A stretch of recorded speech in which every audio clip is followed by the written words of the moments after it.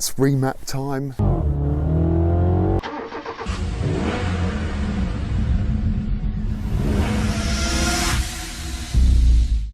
Hey, welcome back. Now we drive.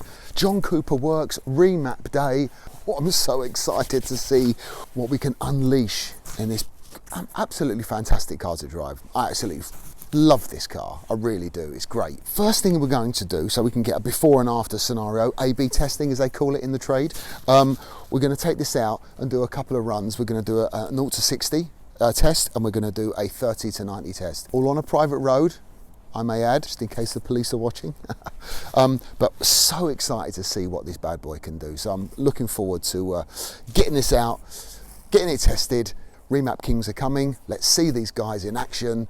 Let's find out exactly what they're going to do to the John Cooper Works. So guys, remap time. Got the experts on call today. Remap Kings. We've got the lovely Antony helping us out. So Antony, what have you done so far? You've just just performed a code read just to make sure there's nothing in the ECU. And was the car okay? With, yeah, everything was perfectly fine. Good. So now we're just going to identify the ECU that's in the car and then carry on with a read. Do you back it up just in case there's a... Yes. Yeah, because I was looking on your website and there were lots of... It's not just performance cars you do. You can get a huge amount of like economy help and stuff from like vans and stuff, can't you? Yeah, it's we go to all sorts. One of the main ones we do is like the vans and the mobile homes and things like that. Oh really? Yeah, they get such a good gain, and especially when they're towing all, like some people are towing cars, people coming with vans with a lot of tools in the back of it. It makes a surprising amount of difference. So now it's just taking a copy of the information that's in your ECU. Okay. And then it will go compare itself to an existing file. And then So you've got the laptop plugged into, what is this auto-tune thing here? Auto-tune, it's sort of like where the brains happens. Okay. So the laptop talks to the box, the Yeah. box talks to the ECU. You can do it in a variety of different ways. You can either go OBD, you can go bench on the ECU itself, or boot, which is where you take the ECU apart. Gotcha. But on modern cars now, auto-tuner especially, are so good at doing an OBD read that it takes some of the extra risk of taking an ECU apart Gotcha. out of the equation. Okay. Are there any cars you can't do? Yeah, surprisingly there is cars out there that can't be done. It comes down to the fact that you could have three new Mercedes or 3 BMWs in a row, and on the production lines nowadays they just go by a batch of ECUs. So you could have 3 cars, all the same spec, all the same year. One would have a Bosch ECU, Yeah. one would have a Magnet Morelli, or one would have a Delphi ECU, and depending on which one it is, you get caught up, you might not be able to do it. Wow. There is ways around that, it just depends on how much time and money you want to throw at it Yeah. to get that little bit extra. How big's the actual file? Only around 2 megabytes. Oh really? So it's quite small. Yeah, they are relatively small. Some are a little bit larger. It depends if you've got something like an RS6 with twin ECUs. The earlier models do anyway, the later ones don't. And they're just a little bit longer to read because you've got to then read each of the ECUs individually. So it's gone off to the office now, where they're going to compare it to a remap they've done previously on a dyno. And then once they're happy with it and it's all been tested, it'll get sent back and we can load it back in. Wow. And then go for a test drive. Fantastic. Yeah, because prior to you coming around on Saturday, I did a few kind of filmed it 0 to 60s and 30 to 90 and stuff, and I'm really interested to see the it's good to see the difference. Yeah, it's gonna. Yeah. And also the drivability of it, because I was a little bit worried that there might be a bit too much torque steer, because when you do boot it in these automatics, even with the traction control on, it does pop around a bit. That's right, yeah. The only thing we do notice with these is they tend not to sort of hop around. They don't, some of the modern cars now, when you put more power through them, they get that annoying wheel hop. Yeah. Whereas the minis will just sort of power through it. You don't get that awful. BMW know how to make cars. Yeah, definitely. But no, these are great fun. They do remind you so much of the old Mini. Yeah. With a lot more power. A lot more. Yeah. This sort of process takes a little bit of time, so it's around half an hour, 45 minutes. Okay. After which going back in is fairly quick, and then we clear it all down, take it for a nice little road test up the road. Looking forward to that, I must say.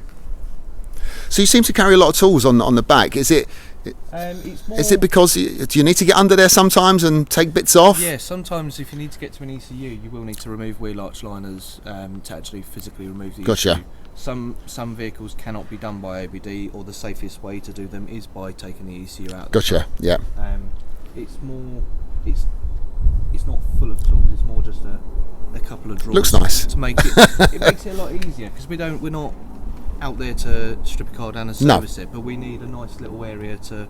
The bench is ideal for if you're doing a bench. Unfortunately, that's where the name comes from. But it's a lot easier and it's neater. It's tidy. We've got all the power points. And it's a lot safer than trying to balance an ECU on the side of someone's car. It's not the way. No, we don't do it like that. Not if they haven't got a garage and they're on the side of the road. You need somewhere And clean. you never know where you're going to be. No, because we're out on the road. You never know where you're going to end up. Yeah.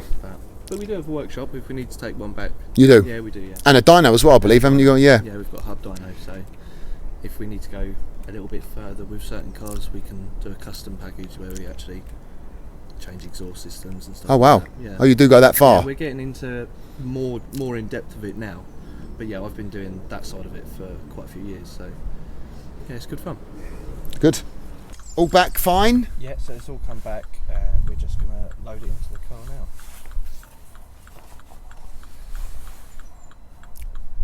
Yeah, because I went in to make a cup of tea and you said might be half an hour. It's like 4 minutes or something. It's great.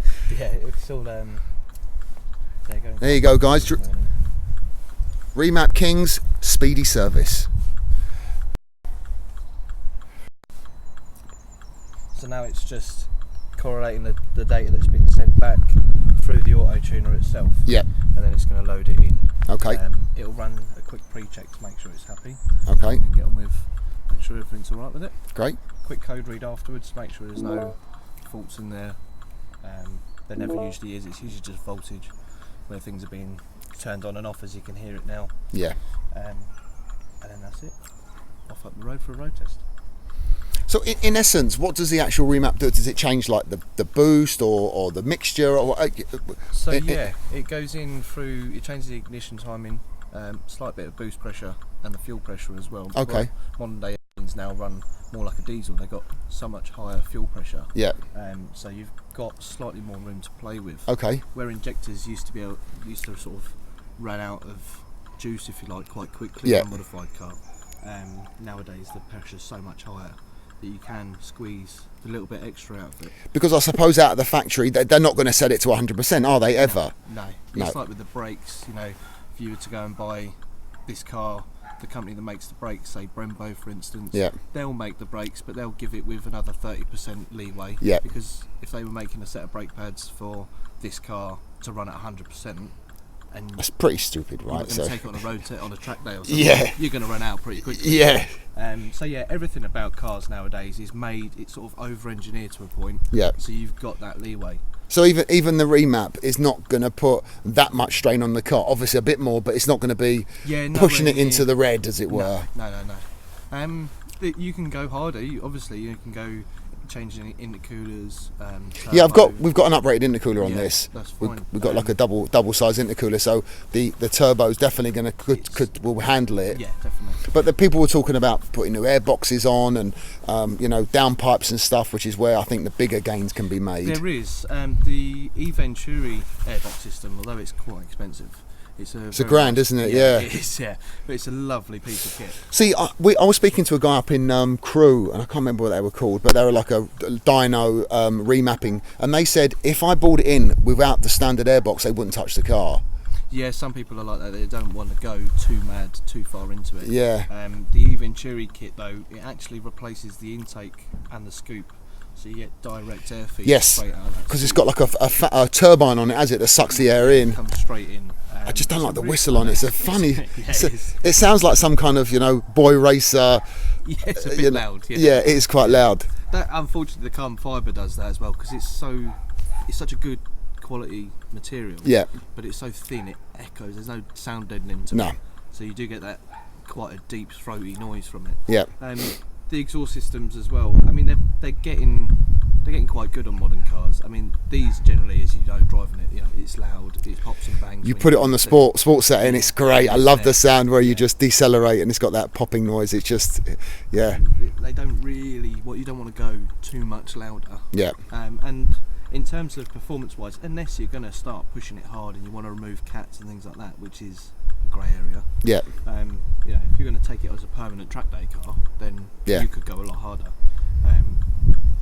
The engines nowadays, they're good. They're bulletproof. To be fair, the early days of tuning cars was you could only go so much because they were sort of built that way. Yeah.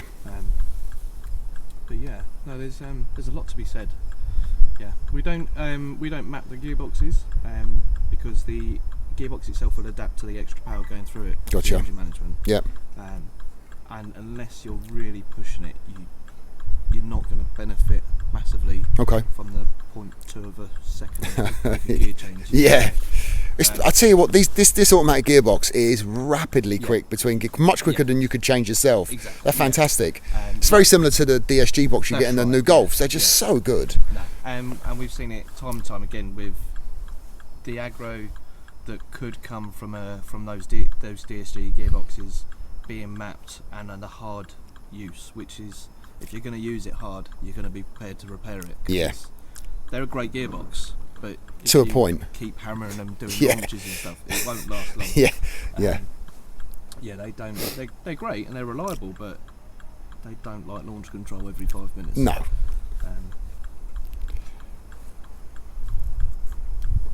Yeah, I think a lot of the higher end stuff as well, like the Skyline 35s. Yeah. They don't warrant the gearbox if you do a certain amount of launch. Really? Yeah. Oh God. Well, there is a launch control in here. I've yet to find it, but they said it's limited to 20 in its lifetime.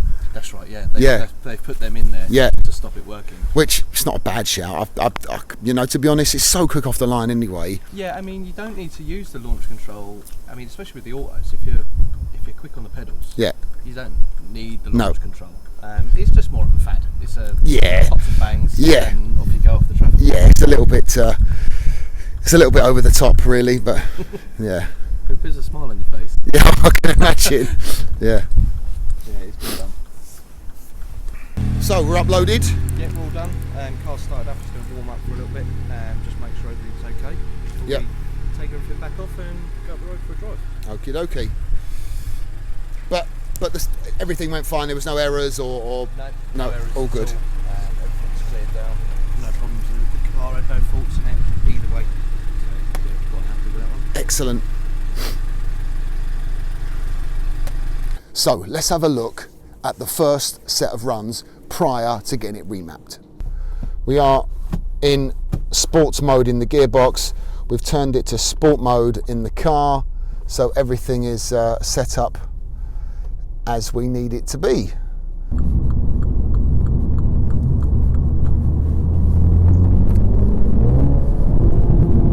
Right, let's get it into higher gear.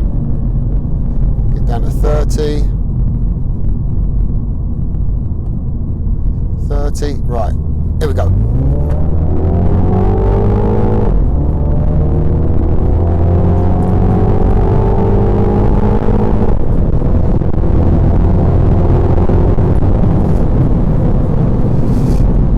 Right, we've got it up to 90 there, so we'll time that.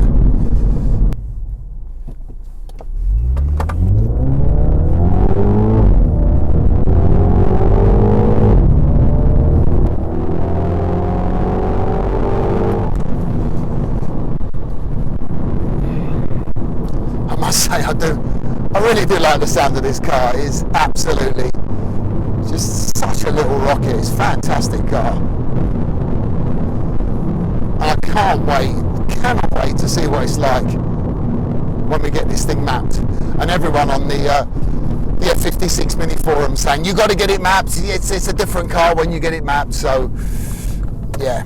And here are post remap times, same stretch of road. all nice and dry. Everything's exactly as I've tried to make it as uniform as I possibly could, so that the figures would be as accurate as I possibly could make them. Look, it's not it's not a test track, but I'm sure you'll figure it out. The performance enhancements the remap's actually done.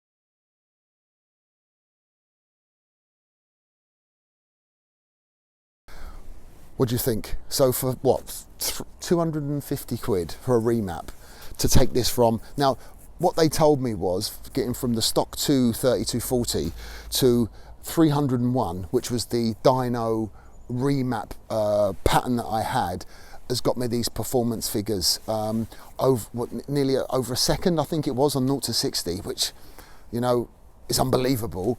And what's it, nearly 2 seconds on 30 to 90. I'll have to go back and check the numbers, but you can really feel it through the steering wheel. It is so responsive when you start getting into the 3000 rev range and over, and it's very handleable as well. No torque steer. It's just goes. It really goes, and we've unleashed so much power from this car. Anyone who wants a fun bit of kit, a John Cooper Works has been remapped. I would highly recommend. Highly recommend. So.